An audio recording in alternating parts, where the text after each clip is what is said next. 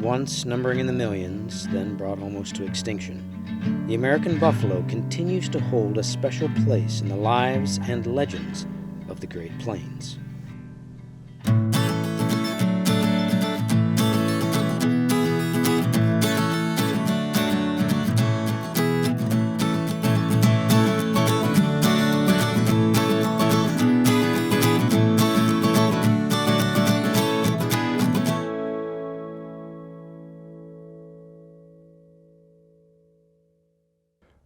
The bison or buffalo, as they're more commonly known, were very important as a food source for the people of America until they were almost exterminated and became extinct. Zoologists say that the bison was the most numerous species in the world for a while of being on the Great Plains. They say at one time there were 20 to 60 million. A surveying party in the 1850s that got on a high ground. There was a high estimate of 500,000 that were in view. And the head of the surveying crew said, no, once he looked at it and stuff, he thought it was only about 200,000. But to see 200,000 animals at one time is incredible. To get a closer look, we traveled with buffalo rancher Brent Ginther to visit his herd in the snow-covered Arickaree Breaks of northwest Kansas. When did you get into raising buffalo? Probably about 28 years ago. Me and one of my work partners, we bought one and bottle raised it, and it was a bull, and so we bought some heifers and raised them, and then we started a herd. We usually raise them, fatten them, and then they go into Denver, Colorado, and some local restaurants for the meat. It's just a healthy meat. And they're a lot easier to take care of than cattle. They're really not bad at all to work with. They eat about a third what a cow eats. They really take care of the land. They don't overgraze like cattle. They do exceptionally well in the snow and the cold, and exceptionally well when it's in drought conditions. They have a little bit of a different hoof configuration than cattle. So their hooves are sharper, and they actually till up some of the land when they graze. And they eat a lot of stuff that cattle don't, and save the good grass for winter is basically what they do. And if we get a blizzard, I always have to be out with the cattle I run. I mean, 24/7 it seems like. The buffalo are totally different. We don't even worry about them if it blizzards till the cattle are taken care of, and then we'll come check on them. And they eat the snow. They have an excellent sense of smell.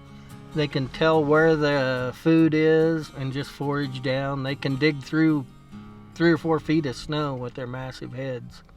And it's nothing like cattle. They hardly ever get sick. And if they do get sick, it's pretty hard to get them well. They're God's creature. I've met a lot of Native American people in my time with the buffalo. So we had, it was called Bandland Buffalo Bash, and some of my Native friends come out, they dance, they talk to the public. I'm Martin Knife Chief, and I am from the Hunkpapa Lakota, which is it's one of the Sioux branches of the tribe. And now that I'm 67 years old, I'm an elder, which the responsibility is that I teach a lot about our ways to our children and try to make sure that they continue on with our culture and not just forget everything. Originally, my people were in the Great Lakes area. As we fought with the Chippewa and other tribes up in that area, we were pushed out and we went and migrated to the Great Plains. This is before horses came back. After the horses came back and we were able to get a few from the Spanish, it was so much easier for us to hunt the buffalo by horseback instead of using the buffalo jumps like we're sitting on right now. Now, the buffalo jumps were a place where the tribal people would gather together in a long line and yelling and making a lot of noise would get the buffalo to jump over the cliff to try and get away from them, and then they could get the meat from them there. We learned about horses. We took that up pretty easily. A lot of the higher up people were training buffalo horses to hunt. They were only used for that. They weren't used for war or for anything else. They were just for hunting the buffalo. The buffalo were an animal that could provide everything we needed to survive on the land. You know, everything from top to bottom was useful. Teepees could be made out of their hides. Glue could be made out of their hooves. The hides could be made the best beds. We used the brains to tan the actual hides. The bones could be left behind when we moved camp, and when we came back, they had been through, you know, storms and weather and animals that chewed on them and everything, and we could bust them up to make needles and tools. So they would provide everything we needed. My name is Thomas Yellowhorse Davis. I'm of the Oglala Lakota tribe. Yeah, I travel throughout the United States to teach a lot of people about what Native Americans are really about, to try to get them to understand, you know, we don't live in teepees, or we don't live in igloos anymore, and you know, we're just like anybody else, but we do keep our heritage and our culture alive through our songs and our dance and storytelling. The song that I sing for everybody today is to bring everybody good healing as well.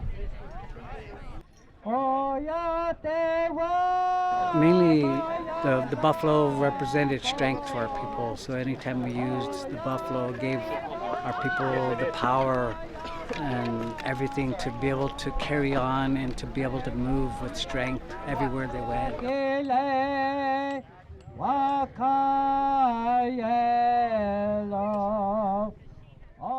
We believe that the buffalo were our healers. It was our medicine.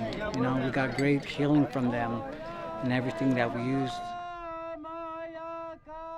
If you look at the landscape we're on right now, if you had no buffalo, what will you do? And at one time there were millions of buffalo running across this land. I can't imagine it. When we would hunt, we would kill maybe 30, 40, something like that.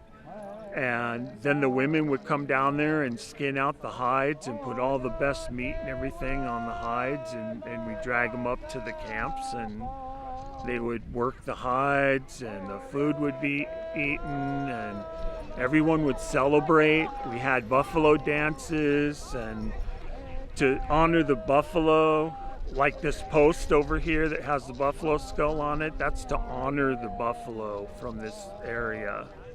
Because we had the buffalo, the meat, and we also would gather berries and things like that, we could make pemmican, which was the source of food that contained everything we needed to be healthy. You know, we had the buffalo meat, we had a little bit of tallow or fat to hold that meat and everything together with the berries. The berries would keep us from getting sick. It's a perfect food.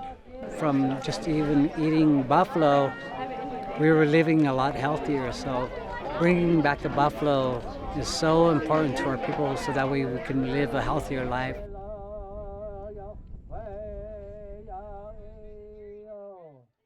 So after the Civil War, a lot of people came out here to hunt buffalo professionally, and they would wipe out big bunches. There was a man by the name of Meyer, or it may be Mayer, M-A-Y-E-R. You know, he had killed 10,000 buffalo. And so with thousands of buffalo hunters out here, it didn't last long. Overall, what was happening is they were chopping apart the herds that were huge, and so it became difficult for our tribe to actually find where the buffalo were sometimes. The cows were the leader. It wasn't the big husky bulls. And they would sneak up on the buffalo with the rifles and stuff, and you would figure out which was the dominant cow in the herd. She was the lead cow. And if you shot her, the others wouldn't run away. So they would mill around her until they would kill the whole bunch. And so they were easy to kill. There was a lot of waste, taking the hides, and that's all, leaving the rest of the carcasses out. They would take the tongues because they were a luxury item back east. They would take some cuts of meat to feed railroad workers or whatever. The hides, sometimes they would take those as well because they can use them back east for lap ropes for wagons and things like that. And then afterwards, you think if there was, anyway, 20 million to 40 million buffalo killed within the 19th century, there'd be a lot of remains. There were people who, for income, would gather the buffalo bones out on the prairie. They were gathering these by the wagon loads and putting them on railroad cars and then shipping them for fertilizer, and also the buffalo bone ground some way, and I don't understand that completely, was used in refining cane sugar also. A lot of the Euro-American hunters that came out, the government did subsidize them a lot. Sometimes they would go and get free ammunition from the government. Sometimes they would be able to get good rifles, because at the time the military were using 45-70s, which was a good buffalo gun. When Ulysses S. Grant was president, he said, yes, being with the Civil War and stuff, you destroy the commissary, you destroy the food supply before you can defeat the people. And so if the buffalo were gone, the Indians would be gone. And so there was a logic at the time, although it was maybe non-ethical, but the logic was get rid of the buffalo, it gets rid of the Indians, get rid of the Indians and the buffalo, and then the Euro-Americans can come in and settle and bring cattle in. And after that, then the farmers come in to settle, and that's when you build towns and stuff. So there was a sequence going on that was kind of planned, or at least thought about everywhere. There were people who wanted to save the buffalo, and after getting into the late 1880s and 1890s, I mean, what was once, millions of them were down to almost nothing. They weren't even a good sample. One man credited with saving many buffalo was Scottie Phillip, a South Dakota rancher with family ties near Hays, Kansas. I'm Sandra Sprague. I'm the great-grandniece of Scottie Phillip. I live here on the Phillip Ranch at Hays, Kansas. I am a large animal veterinarian, and I love animals of all kind, but I especially love horses and cattle, and it's always been a love. I've been born here, born and raised on this ranch, but we've always been interested in Scottie's history.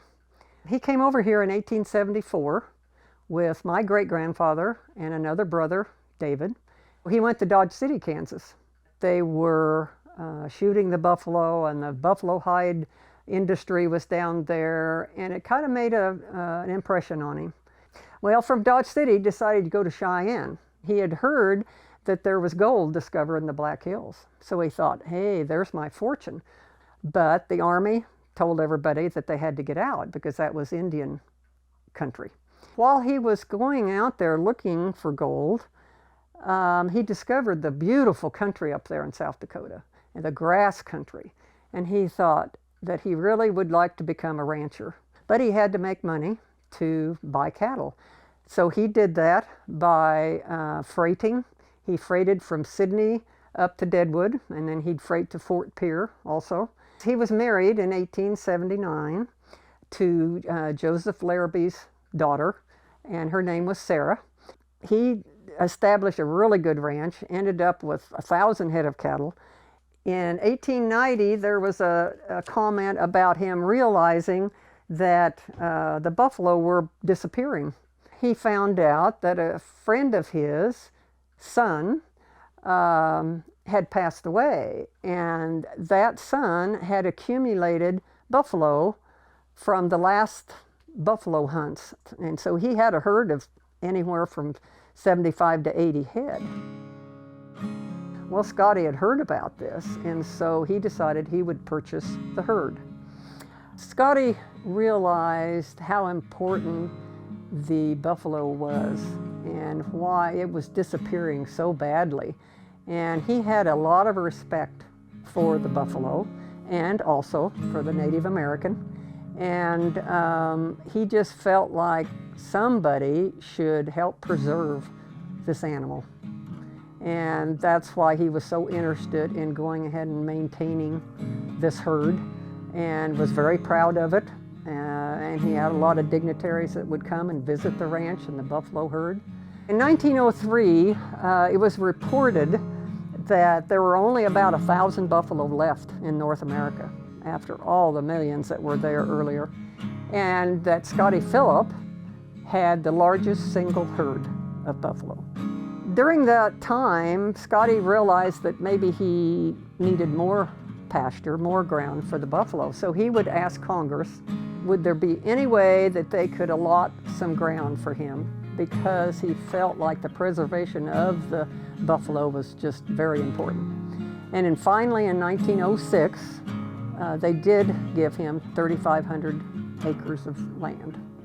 And he personally fenced it, and all he had to do was pay $50 a year to use it. Scottie died in 1911. The buffalo herd was maintained by his son-in-law, called Andy Leonard, until about 1925. And he decided then that he wanted to disperse it.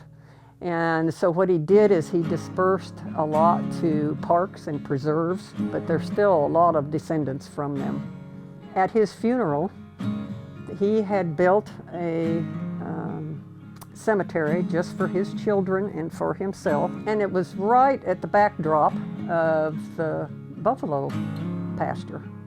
What was so fascinating, and everybody talks about it, the reporters and everybody, the buffalo, because of all the commotion, heard all this, and they came to the top of the hill and up to the fence and watched the whole procession. And then when everybody left, they turned around and went back to their pasture. And that was something that was very fascinating to all the reporters back then. Thought that was interesting. And he did a lot to preserve the buffalo and felt very proud of it.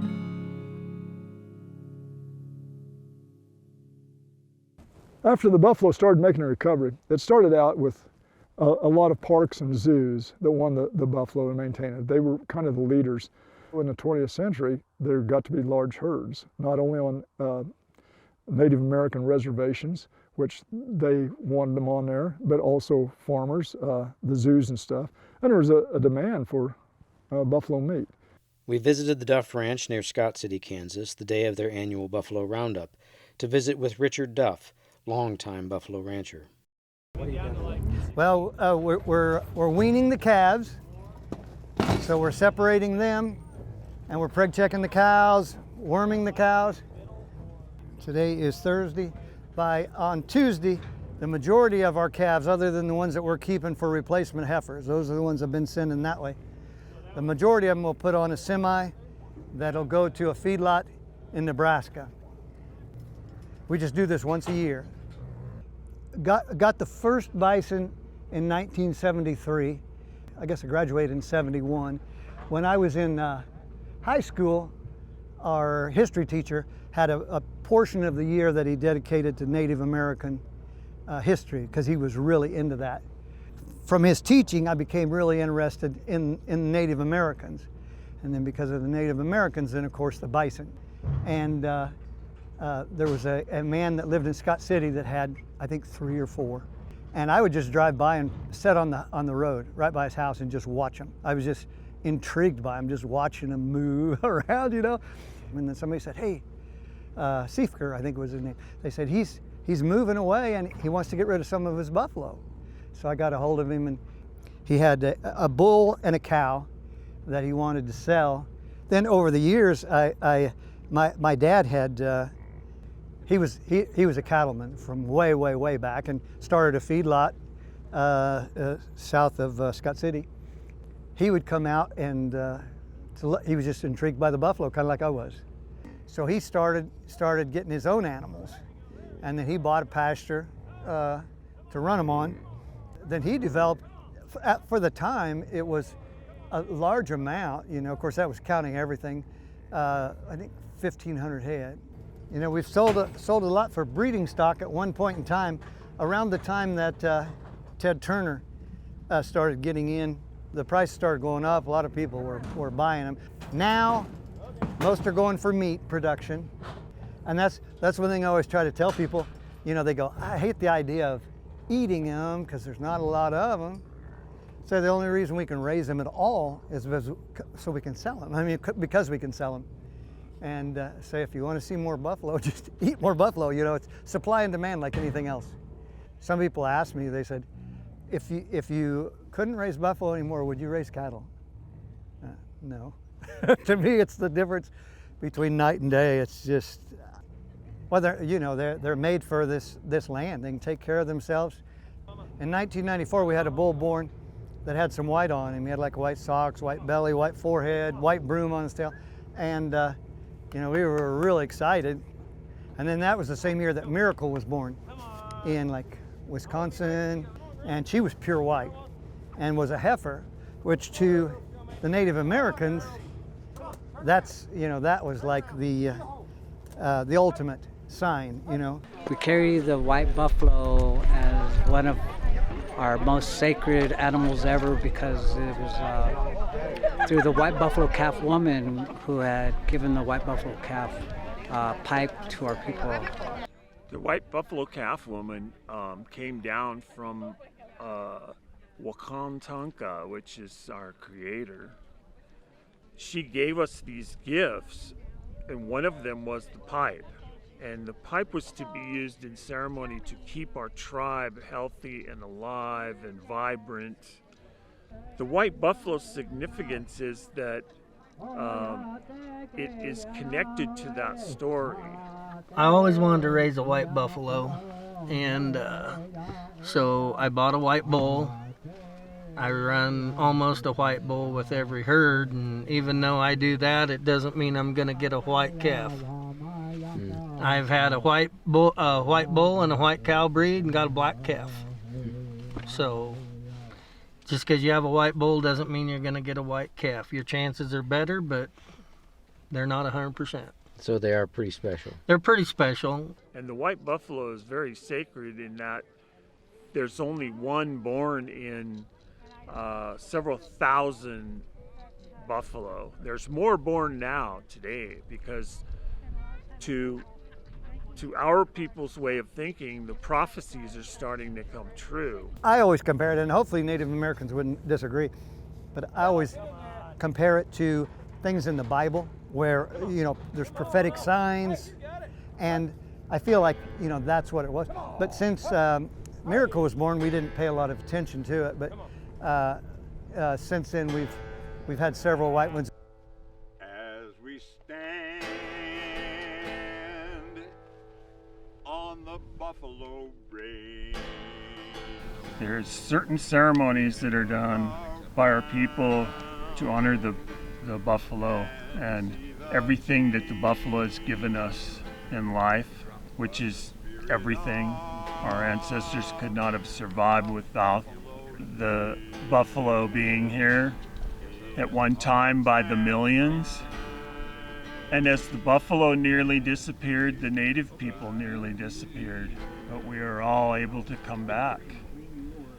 The white buffalo is a very blessed animal that is carrying our traditions and our stories forward, and is actually a barometer to what's happening in the world.